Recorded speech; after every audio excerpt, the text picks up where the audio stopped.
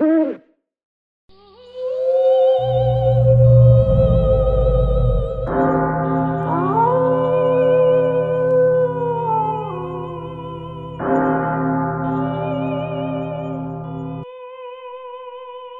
the train started moving, my eyelids refused to resist and decided to surrender to sleep. When I woke up, I found that the train was dimly lit and I did not find anyone in the train car. I prevented my mind from thinking about any possibility and forced my body to stick to the seat without any movement. Indeed, this situation continued for a very long time and I could only hear the sound of the train without any other sounds, as if the train was moving in space.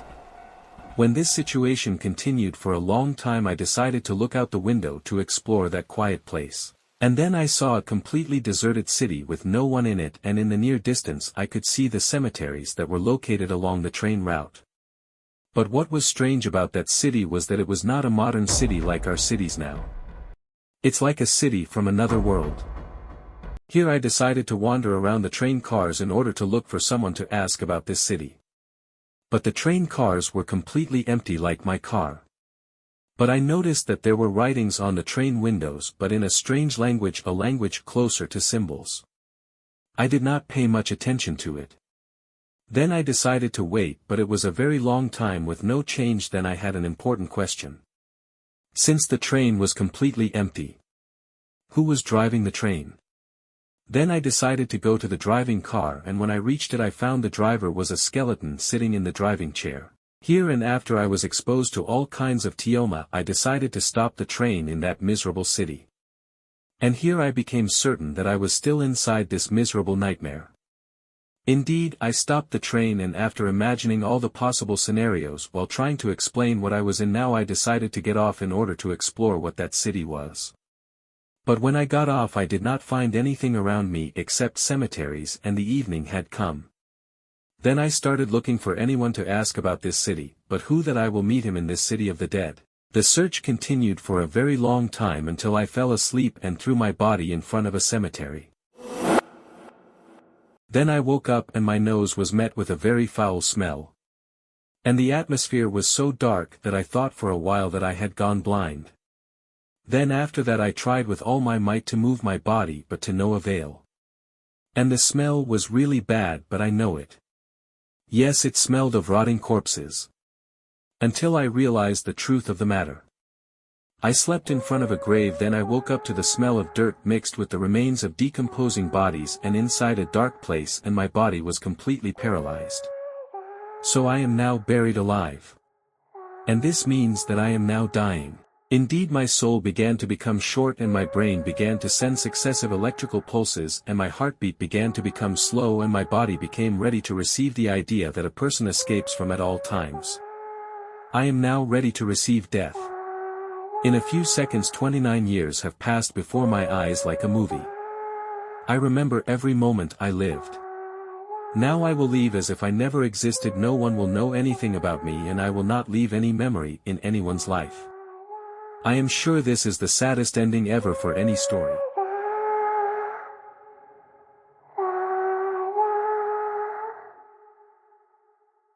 Then after that, and contrary to all expectations, I found a light of hand lamp meet my eyes. Air spreading inside my lungs.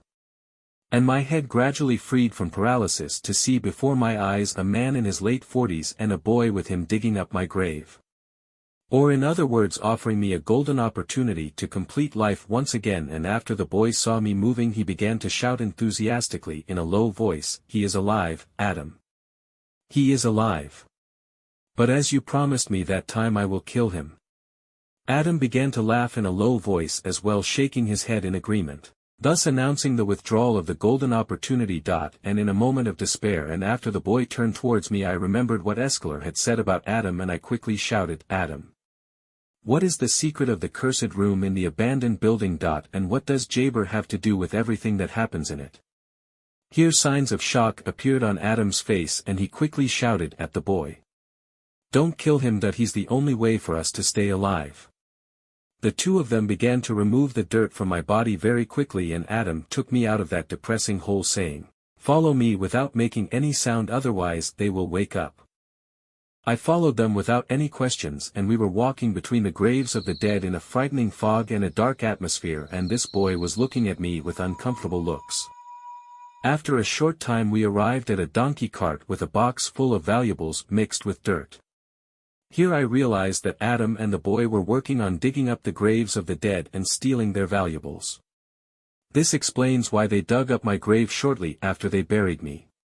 But who buried me anyway? We rode the cart and moved away from those graves, and we reached a long road at the end of which was a small village. But I noticed that the boy's looks at me became more strange, and I also noticed after examining him that his body was strange. His limbs were long compared to his thin body, and each of his eyes moved on its own without the other. And his skin was very thick and tended to be dark in color. Until I was certain that he was not human after he broke the long silence with a strong voice saying, "I am hungry, Adam.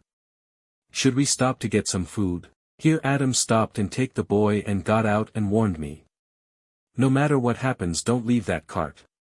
Otherwise we will not find you until the end of the world."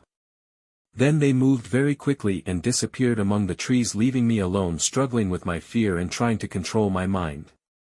After a short period Adam and the boy returned and we continued our journey to the village. But the blood filled the boy's teeth, and here I decided not to look at him again and said, "Isn't it time for you to tell me the secret of that room, Adam?" He replied calmly, "When we get home I will tell you everything as I told you. Now just keep quiet because they are coming." Then I remained silent, trying not to look into the boy's eyes, to swallow my fear and to hide the slight tremor of my hand so that Adam or the boy would not notice it. Until we reached the entrance to the village, which was filled with negative, disturbing feelings, filled with complete silence. And the people in it were in a complete state of calm, not speaking or consulting with each other. They did not look at us either. And their features were very distinct, but their faces were very sad. The atmosphere was very depressing and calm. "After all these years we will finally be free. And all this thanks to you," the boy whispered in my ear in a completely calm tone. So I quickly looked up at the boy and I was shouting, "Who are you? And where will you be freed from?" But I did not find him behind me, and I only found Adam looking at me in astonishment. So I asked him, "Where is the boy?" "I delivered the boy to his family when we stopped at the trees." "But one moment, what are the words that he tell you?" "He said, after all this time, finally, I will." And before I could complete the word I found that Adam's features changed in a very frightening manner. The donkey took off at a strange speed, and its feet increased in length, and its color changed, and it no longer a donkey after Adam screamed at it. And Adam said angrily, "I should have realized this when I met you. We must reach the house immediately, otherwise they will burn us. The house is the contract of safety between us and them." My tongue did not dare to move from the horror of the situation. And after I looked at the faces of the people around us, I found that the expressions of sadness turned into expressions of deception and cunning that were extremely frightening, and I could almost see the frightening side of them. In the complete darkness they were running at a speed that reminded me of the speed of Jaber. And they were trying with all their might to reach us. Their bodies were turning into an image closer to that of Jaber. But the donkey, or this creature, was also extremely fast. Adam was reading some words that I could not recognize until I found them gradually disappearing around us. After we reached Adam's house street he said to me in a hurry, "Don't look back and don't leave me no matter what happens." And I actually followed him to his house. And Adam was filled with anxiety and tension, but he was trying to maintain an appearance of calm until we reached home.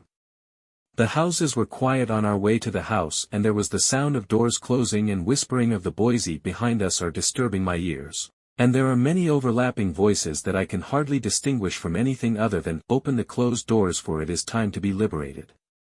Indeed, we arrived at Adam's house after a short walk. And the house was very normal. It was very simple, so we entered and Adam's calm expression returned again.